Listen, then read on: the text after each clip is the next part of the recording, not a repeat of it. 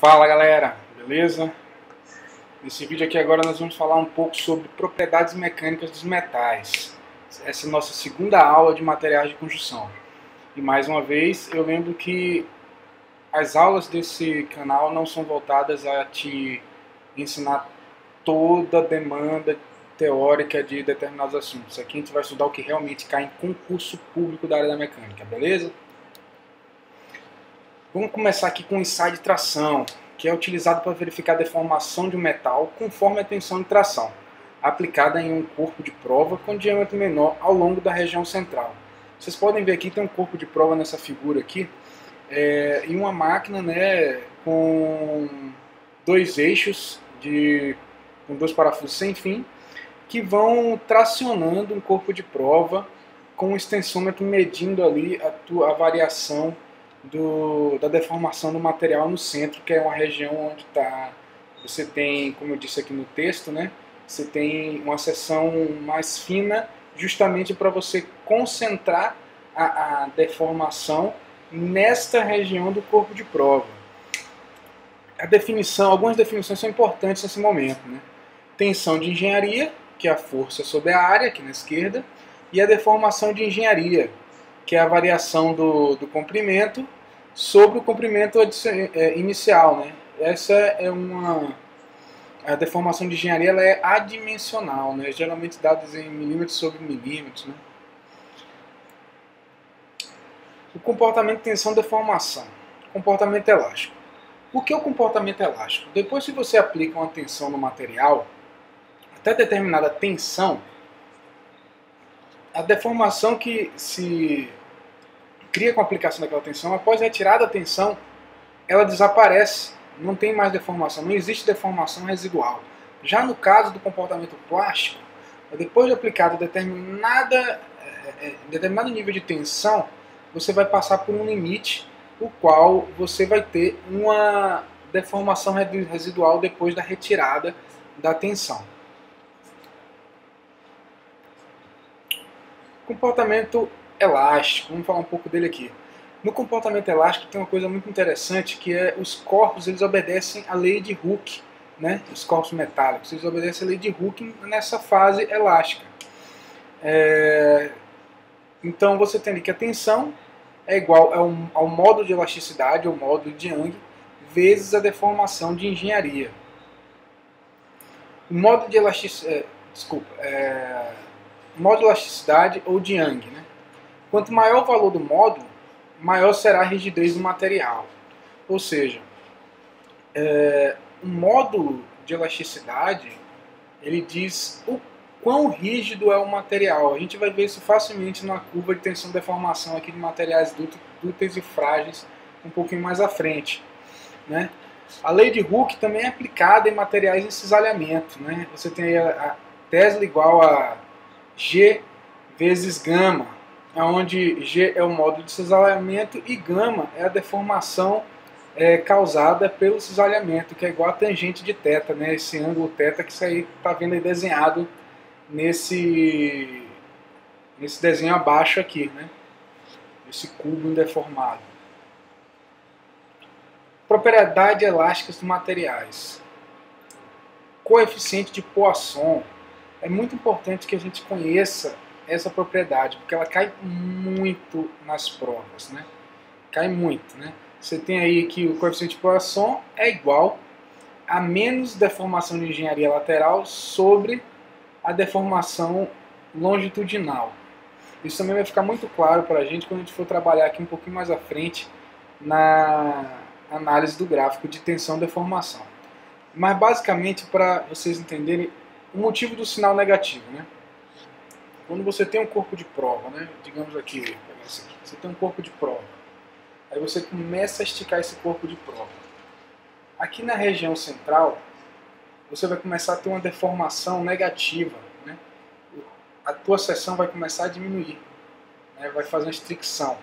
Então, é por isso que a deformação longitudinal ela será positiva, né? Que você está tracionando, mas a deformação no centro do corpo de prova ela vai ser negativa, porque ela vai começar a reduzir, né? Para materiais isotrópicos, aqueles que, vamos lembrar o que a gente viu antes, né? Os materiais isotrópicos são aqueles que têm as mesmas propriedades físicas em todas as direções, todos os planos cristalográficos, né? Então você vai ter G, né? O módulo de cisalhamento é igual ao módulo de Young sobre 2, 1 mais vezes 1 mais o coeficiente de Poisson. Sim, eu coloquei essa equação aqui, mas nunca vi cair em prova, tá? Nunca vi. Então, o que eu tinha falado, né, que a gente ia dar uma olhada aqui numa curva tensão-deformação. Fiz aqui na direita esse desenho à mão, aqui meio esdrúxulo, mas que vai ser muito bacana para facilitar o entendimento de todo mundo, né? Deixa eu pegar aqui e fazer um lapisinho para facilitar aqui o entendimento de vocês. Essa região é a região elástica linear de um material dúctil, né? Nesta região, a lei de Hooke é aplicável ao material. Aí você se pergunta, toda fase elástica do material você vai poder aplicar a lei de Hooke? Não, você só vai poder aplicar a lei de Hooke na região elástica proporcional, né? Ou seja, linear elástica. Nesse caso aqui, esse material ele tem uma região linear elástica, né? Essa daqui. Só que, depois desse linear elástico, você ainda tem uma região elástica não linear, né? Que é essa daqui. Estou riscando. Essas duas regiões, ela caracteriza a região elástica deste material. Até essa tensão aqui, ó, enquanto você não atingir essa tensão, que é chamada de escoamento, essa região verdinha aqui, né, que tem esse tracejadinho, toda tensão que você aplicar, independente dela ser linear ou não, o material, depois de retirada a tensão, ele vai voltar ao seu estado normal, ele não vai ter nenhuma deformação residual. Beleza. Passamos aqui dessa região elástica, né, que a gente marcou aqui, ó, região elástica. Comportamento elástico do material, né? Aí a gente vem e passa pelo escoamento. O que é o escoamento? Escoamento é um colapso que o material dá, né? Você sai da região elástica para a região plástica, né? Então, a partir do escoamento, você começa a ter deformação plástica. Ou seja, depois de retirada a tensão, você vai ter alguma deformação residual, né? Daí a gente vem aqui para essa parte da curva, aqui que estou passando aqui o lapisinho, né? Que é chamada de região de endurecimento. Ou seja, nessa região o material ele vai ficando mais resistente, mais resistente, mais resistente, até ele chegar neste ponto aqui, ó, que é o ponto de limite de resistência do material, né? Esse é o ponto que o material é mais resistente, né? Sempre grave isso. O limite de resistência é o ponto mais alto do gráfico aqui do tensão de deformação desse material dúctil, né? Continuando aqui, depois desse ponto de resistência máxima, onde o material teve todo o endurecimento possível, ele começa uma fricção, né? E por esse gráfico de engenharia aqui, a tensão começa a reduzir, até você chegar a este ponto, que é o limite de ruptura, que é quando o material rompe. Beleza? Então assim, toda esta região, né, deste ponto a este aqui, nós temos o comportamento plástico do material, tá? Toda essa região a gente tem um comportamento plástico. Beleza?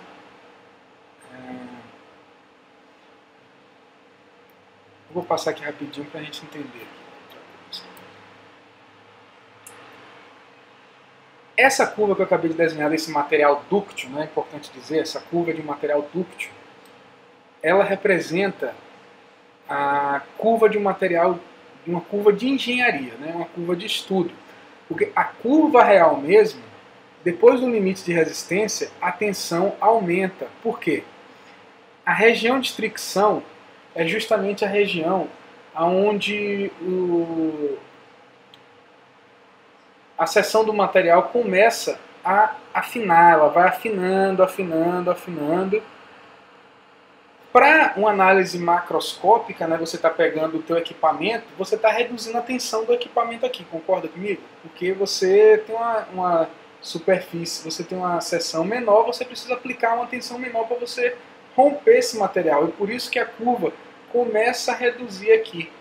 Mas, na real mesmo, a tensão que está sendo aplicada na seção menor, ela é muito maior. Então, assim, na verdade, no centro do corpo de prova, a tua tensão ela está aumentando. E por isso que o gráfico real, ele segue esta linha aqui, ó. Ele vai romper com a tensão maior. Mas a tensão que você está aplicando no equipamento, ela é menor. A tensão no ponto de fricção é maior. Entendeu? Continuando. Como eu tinha falado, esta curva aqui, que a gente estava analisando, é uma curva de tensão de deformação de um material dúctil, né? Um material dúctil bem definido, né? Você tem ali, você tem a tua fricção aqui, ó, bem definida, né? Você tem a tua curva aqui de endurecimento bem definido, a fricção, tudo certinho, né? Agora, já o material frágil, material duro, ele tem uma curva diferente, né? Você vê aqui, ó, uma coisa importante para a gente citar agora neste momento, que a gente tinha falado lá que o módulo de elasticidade, ele diz a rigidez do material.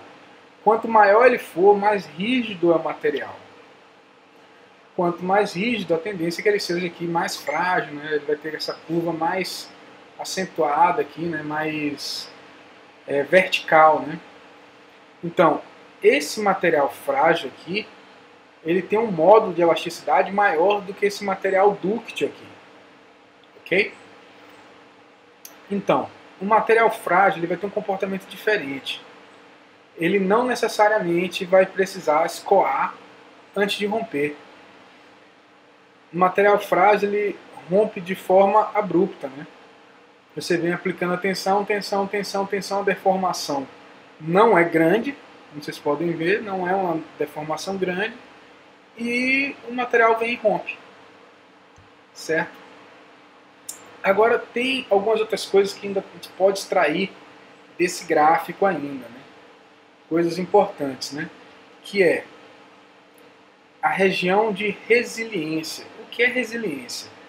Resiliência é a capacidade que um material tem de absorver energia sem deformar. Ou seja, a resiliência, como está aqui descrito aqui, ó, ela está nesta região elástica. É a energia que é a capacidade que o material tem de absorver energia sem obter deformação. Aí, tenacidade. O que vem a ser tenacidade, pessoal? Tenacidade é toda a energia que o material absorve até a ruptura dele, né? Então, essa região pintadinha aqui de cinza, essa área, você calcula e você tem a resiliência do material. Toda essa área aqui embaixo dessa curva representa a tenacidade do material, né? Quanto de energia o material absorve até a ruptura dele. Vou voltar aqui. Aqui na direita, eu quis trazer esse gráfico porque isso aqui cai muito em concurso público, tá? Cai assim, e geralmente são questões muito bobas, né? Então, assim, nem todo material vai ter essa região de escoamento bem definida. Como esse aqui, ó. Esse material ele da direita aqui, ele tem uma curva, mas ele não tem, ele é um material dúctil, mas ele não tem uma região muito bem definida do escoamento. Então, é dito que se cria então aqui, de acordo aqui com Chiaverini, que o Chiaverini chama de limite convencional N, né? Que seria o limite de escoamento, basicamente, né?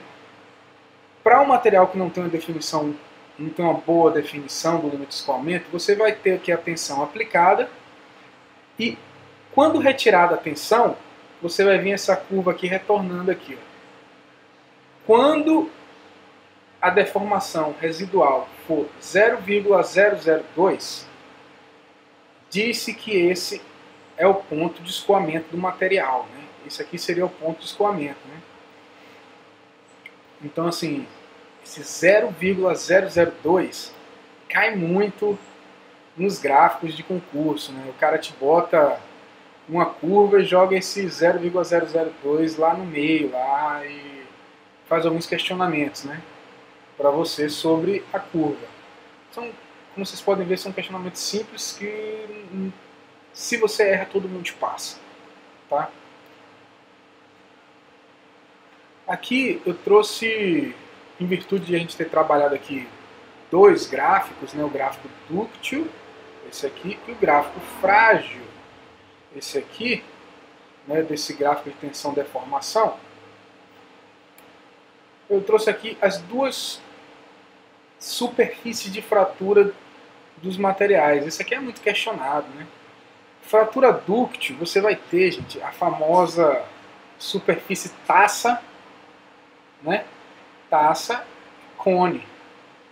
Isso aqui representa uma fratura dúctil, né? Já a fratura frágil, você vai ter a superfície praticamente transversal à tensão, ou seja, na fratura frágil você vai ter uma fratura via tensão a 45 graus aqui do corpo de prova. Já na dúctil não, é a 90 graus da tensão aplicada. Então você tem essa superfície na fratura frágil, né? E você tem essa daqui na fratura dúctil. Beleza? Aqui eu trouxe algumas propriedades dos materiais que é interessante para a gente conhecer, né? Nem todas são cobradas assim em concurso, mas é importante conhecer. Dutilidade. Dutilidade é a capacidade do material de se deformar plasticamente até a fratura. Você tem duas formas aqui de você analisar a dutilidade do material. Uma é pelo alongamento, percentual de alongamento, né? Que é a variação de comprimento sobre o comprimento inicial. E a outra é pela redução de área, né? Você tem a área inicial menos a área final sobre a área inicial, tá? Não vejo essas contas caírem em prova, assim, se caiu eu realmente não me lembro. Agora, resiliência é um conceito que cai muito. Resiliência, mais uma vez, é a capacidade que o material tem de absorver energia sem haver deformação plástica, né? Sem haver deformação residual no material.